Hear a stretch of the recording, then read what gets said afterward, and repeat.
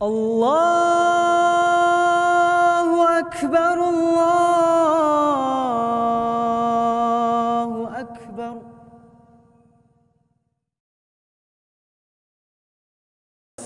Assalamualaikum warahmatullahi wabarakatuh. Alhamdulillahilladzi jami'a wassalatu wassalamu ala asyrafil khalqi jam'a wa ala alihi wa sahbihi wasallim taslima bi qadri adhamati dzatika fi kulli waqtin wa hin, amma ba'd. Alhamdulillah, pada kesempatan kali ini kita dapat berjumpa kembali. Bagaimana kabarnya Bapak dan Ibu? Sehat semuanya? Semoga selalu diberikan kesehatan oleh Allah Subhanahu wa taala sehingga dapat melaksanakan tugas-tugas seperti biasanya dan menjalankan kegiatan-kegiatan seperti biasanya. Baik Bapak Ibu, channel ini masih akan tetap membahas soal-soal PPG PAI, soal-soal P3K PAI, soal-soal yang berkaitan dengan P3K PAI ataupun PPG tahun ini. Dan bagi Bapak Ibu yang baru bergabung ataupun baru mengetahui channel ini, silakan untuk subscribe terlebih dahulu dan aktifkan notifikasi loncengnya. Agar apa? Tentunya agar tidak ketinggalan dengan konten-konten maupun soal-soal ataupun informasi-informasi yang terbaru dari Bayagi Channel. Baik Bapak Ibu, kita akan kembali kepada latihan soal kembali. Kali ini kita berkesempatan membahas 20 soal SKI Sejarah Kebudayaan Islam dan beserta pembahasannya.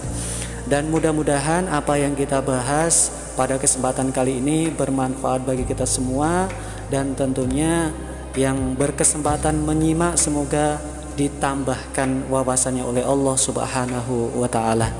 Baik Bapak Ibu, kita akan kembali kepada soal nomor 1.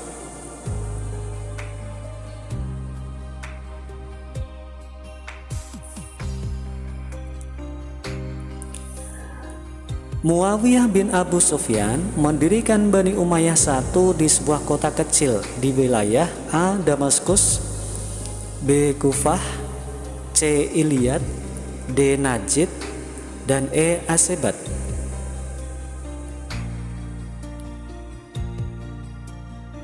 Untuk jawaban yang tepat, nomor 1 adalah C, yaitu adalah Iliyad.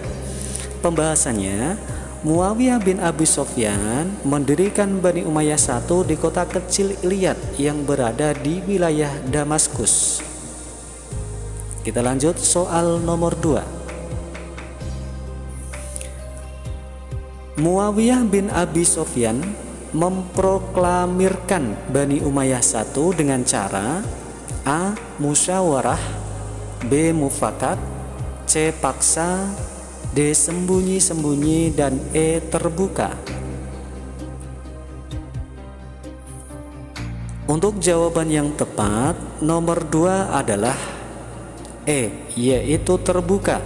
Pembahasannya, Muawiyah bin Abi Sufyan memproklamirkan Bani Umayyah I dengan cara terbuka, terang-terangan, jelas, dan tidak ada yang disembunyikan. Kita lanjut soal nomor 3. Fase pertama pemerintahan Bani Umayyah I dikenal dengan nama fase titik-titik. A. Perkembangan, B. Pembentukan, C. Masa keemasan, D. Pembaruan, dan E. Masa lemah. Untuk jawaban yang tepat, nomor 3 adalah B, yaitu pembentukan. Pembahasannya, fase pertama pemerintahan Bani Umayyah dikenal dengan fase berdiri, fase pembentukan, dan pembinaan. Fase berdiri dimulai dari berdirinya Bani Umayyah di tahun 662 Masehi, 40 Hijriah, sampai masa pemerintahan Khalifah Walid bin Abdul Malik, yang pada saat itu agama Islam masuk Andalusia pada tahun 711 Masehi yang dibawa oleh Tariq bin Ziyad pada tahun 711 Masehi. Kita lanjut soal nomor 4. Fase ketiga pemerintahan Bani Umayyah I dikenal dengan nama fase A. Pembina, B. Perkembangan, C. Lemah, D. Keemasan, dan E. Kejayaan. Untuk jawaban yang tepat nomor 4 adalah C, yaitu lemah. Pembahasannya, fase lemah sampai runtuh. Fase lemah sampai runtuh dimulai dari masa pemerintahan Khalid bin Yazid bin Abdul Malik yang tidak mampu mengendalikan pemerintahan seperti Khalifah Walid dan Sulaiman yang merupakan kakaknya. Kita lanjut soal nomor 5. Masa lahir sampai hancurnya Bani Umayyah I berlangsung selama titik-titik tahun. A. 100 tahun, B. 90 tahun, C. 92 tahun, D. 80 tahun, dan E. 85 tahun. Baik, untuk jawaban yang tepat nomor 5 adalah B, yaitu 90 tahun. Pembahasannya, masa kekhalifahan Bani Umayyah hanya berumur 90 tahun, yaitu dimulai pada masa kekuasaan Muawiyah bin Abu Sufyan, yaitu setelah terbunuhnya Ali bin Abi Thalib. Kita lanjut soal nomor 6. Masa kekuasaan Bani Abbasiyah berlangsung selama 505 tahun dipimpin oleh titik-titik khalifah. A. 10, B. 20, C. 30, D. 35, dan E. 37 khalifah.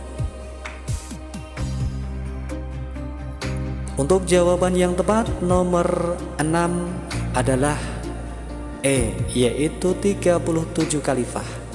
Pembahasannya, pemerintah Daulah Bani Abbasiyah berlangsung selama 505 tahun diperintah oleh 37 khalifah. Kita lanjut soal nomor 7. Kodifikasi hadis terjadi pada masa pemerintahan Khalifah Bani Umayyah ke-8, yaitu titik-titik. A. Umar bin Abdul Aziz, B. Marwan bin Hakam, C. Abdul Malik bin Marwan, D. Walid bin Abdul Malik, dan E. Yazid bin Abdul Malik. Untuk jawaban yang tepat nomor 7 adalah A, yaitu Umar bin Abdul Aziz. Pembahasannya, kodifikasi hadis secara resmi dipelopori Khalifah Umar bin Abdul Aziz, Khalifah ke-8 pada masa Bani Umayyah yang memerintah tahun 99 sampai 101 Hijriah. Dia menginstruksikan kepada para gubernur di semua wilayah Islam untuk menghimpun dan menulis hadis-hadis Nabi.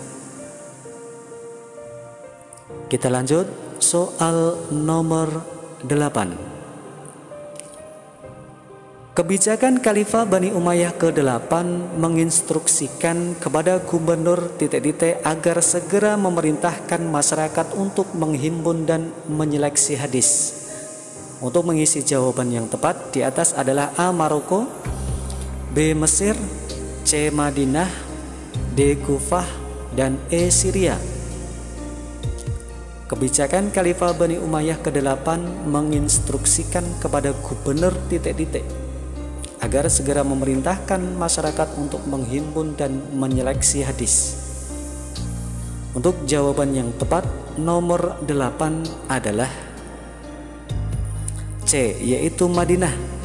Pembahasannya, kebijakan Khalifah Bani Umayyah ke-8 Umar bin Abdul Aziz menginstruksikan kepada gubernur Madinah agar segera memerintahkan masyarakat untuk menghimpun dan menyeleksi hadis. Kita lanjut soal nomor 9. Kebijakan untuk kodifikasi hadis yang dilakukan Khalifah Umar bin Abdul Aziz karena kondisi hadis telah A. diselewengkan oleh masyarakat. B. Campur aduk dengan ucapan Israiliyat. C. Dipakai oleh umat Islam untuk menguatkan kelompoknya. D. Dipakai oleh orang-orang Yahudi untuk menyerang umat Islam. Dan E. Semua jawaban benar.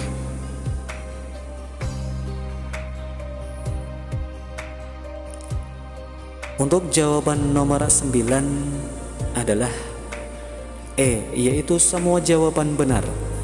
Pembahasannya, motif Umar bin Abdul Aziz dalam mengkodifikasikan hadis adalah kekhawatiran beliau akan hilang hadis dari perbendaharaan masyarakat, sebab belum dibukukan untuk membersihkan dan memelihara hadis dari hadis-hadis maudhu, palsu, yang dibuat orang-orang untuk mempertahankan ideologi golongan dan mazhab, termasuk diselewengkan oleh masyarakat, campur aduk dengan ucapan Israiliyat, dipakai oleh umat Islam untuk menguatkan kelompoknya, dipakai oleh orang-orang Yahudi untuk menyerang umat Islam. Kita lanjut soal nomor 10. Ilmu-ilmu yang dikembangkan oleh Bani Umayyah pada masa awal berdirinya adalah A. Ilmu nahwu, B. Ilmu qiraat, C. Ilmu hadis, D. Ilmu tarikh, dan E. Semua jawaban benar.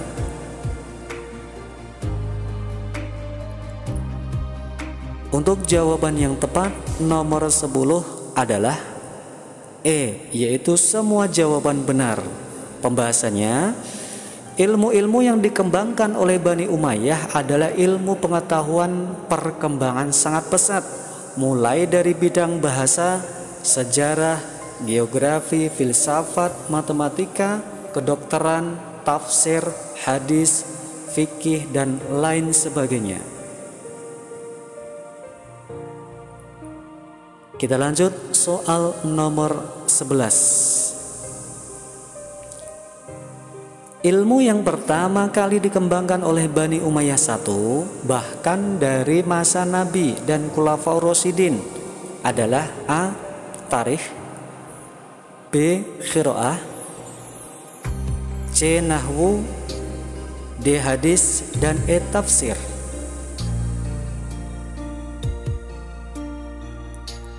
Untuk jawaban yang tepat nomor 11 adalah B, yaitu qiraat.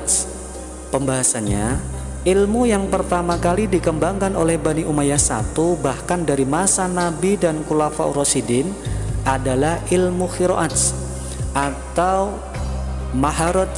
Qiraah adalah keterampilan dalam membaca yang disajikan dalam materi pembelajaran. Kita lanjut soal nomor 12. Ilmu qiraat yang berkembang pada saat turunnya wahyu sampai Bani Umayyah I adalah A. Qiraat Bayati, B. Qiraat Hijaz, C. Qiraat Saba, D. Qiraat Rasta, dan E. Saba Ajmiyah. Untuk jawaban yang tepat nomor 12 adalah C, yaitu qiraat Saba. Pembahasannya, ilmu qiraat yang berkembang pada saat turunnya wahyu sampai Bani Umayyah I, qiraat Saba atau dikenal dengan Sab'ah, adalah qiraat dengan pengucapan tiap katanya melalui aliran mazhab para imam qiraat pada zaman Rasulullah SAW, antara lain Imam Nafi al-Madani, Imam Ibnu Amir as-Sammi, Imam Ashim al-Kufi, Imam Hamzah al-Kufi, Imam Abu Amr bin A'la, dan Imam Ibnu Katsir. Kita lanjut soal nomor 13. Menurut beberapa ahli bahasa mengatakan bahwa bapaknya ilmu nahwu adalah A. Abu Aswad, B. Abu Aswad Ad-Duali, C. Ali bin Abi Thalib, D. Umar bin Khattab, E. Umar bin Abdul Aziz. Bapaknya ilmu nahwu adalah titik-titik. Untuk jawaban yang tepat nomor 13 adalah B, yaitu Abu Aswad Ad-Duaili. Pembahasannya, lahirnya ilmu gramatikal bahasa Arab nahwu tidak terlepas dari peran penting Sayyidina Ali bin Abi Thalib sebagai peletak dasar ilmu nahwu, meskipun yang dijuluki bapak ilmu nahwu adalah Abul Aswad Ad-Duali.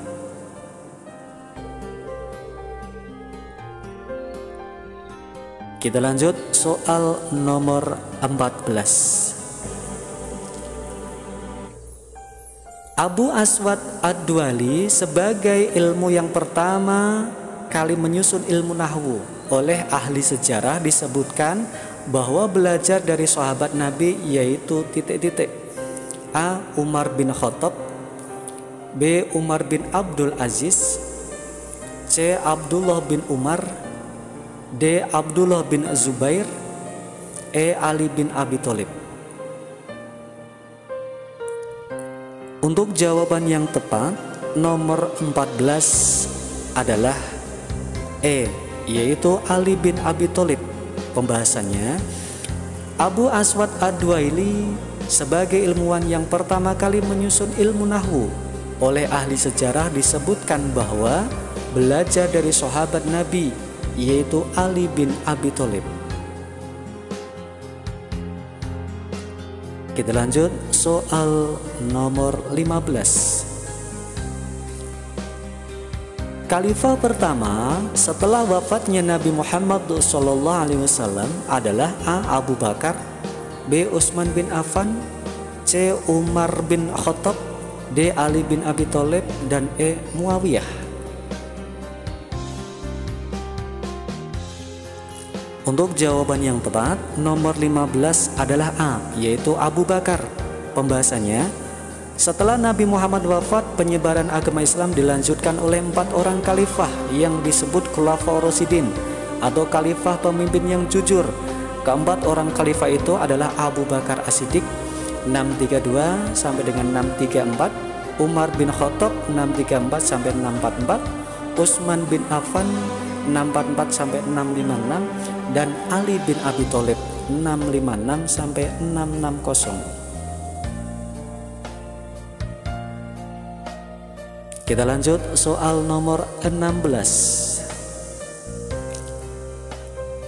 Khalifah pertama yang berasal dari Bani Umayyah adalah A. Umar bin Abdul Al-Aziz, B. Hasim bin Abdul Al-Malik, C. Al-Walid bin Abdul Malik, D. Muawiyah bin Abi Sufyan, dan E. Abdul Al-Malik bin Marwan.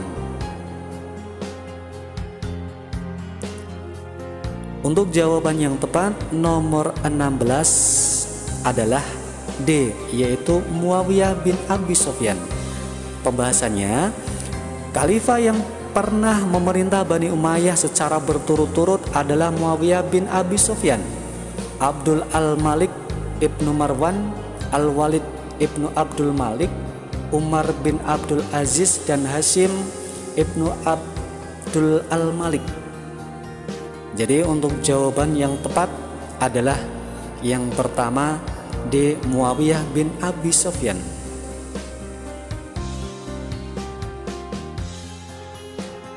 Kita lanjut soal nomor 17.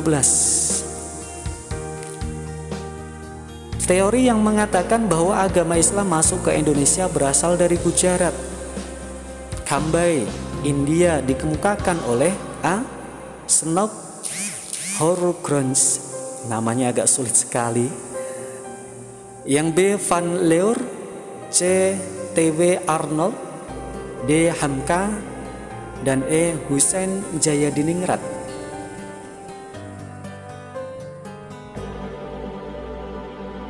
Untuk jawaban yang tepat nomor 17 adalah A, yaitu Snout Hurgronz.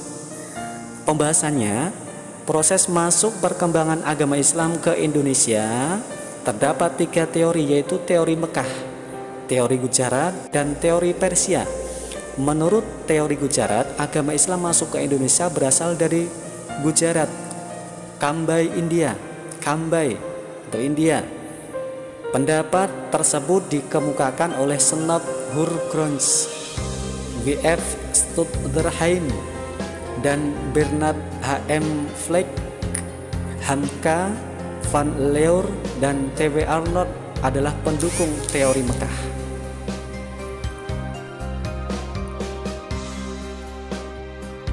Kita lanjut soal nomor 18. Berikut ini merupakan beberapa faktor yang mempercepat proses penyebaran agama Islam di Indonesia, kecuali A. Syarat untuk masuk Islam sangat mudah. B. Upacara keagamaan dalam Islam lebih sederhana.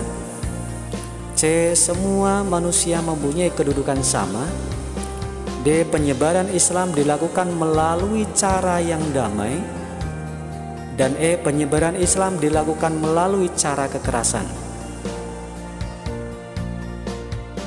Untuk jawaban yang tepat nomor 18 adalah E, yaitu penyebaran, kecuali penyebaran Islam dilakukan secara melalui cara kekerasan.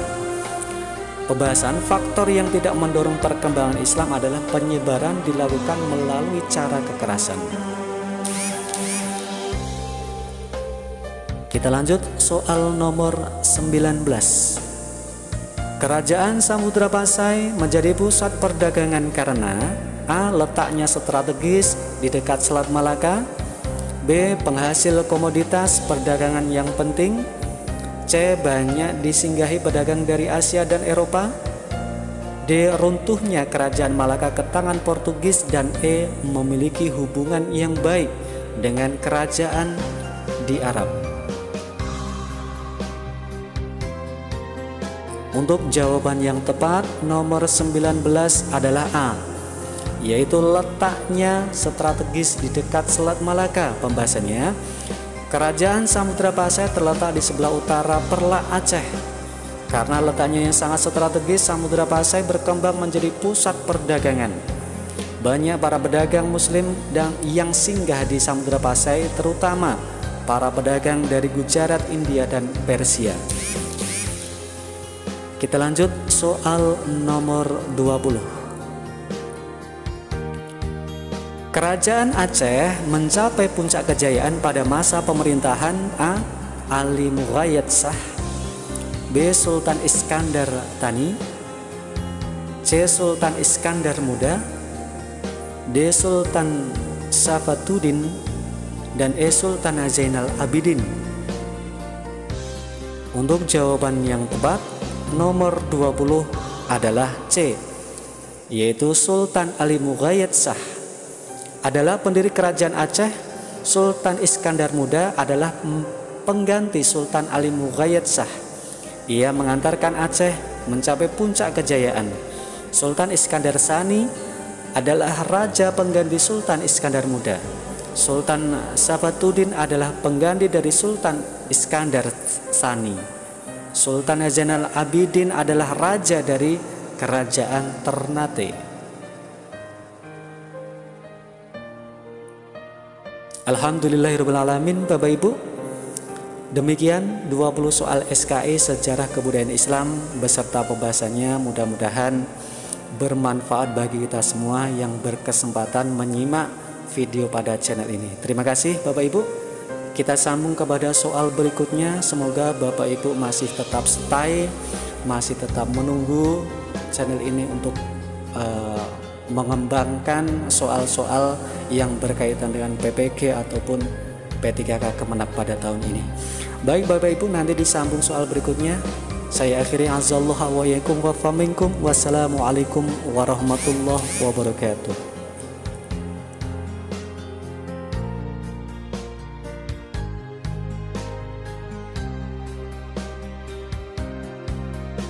الله أكبر الله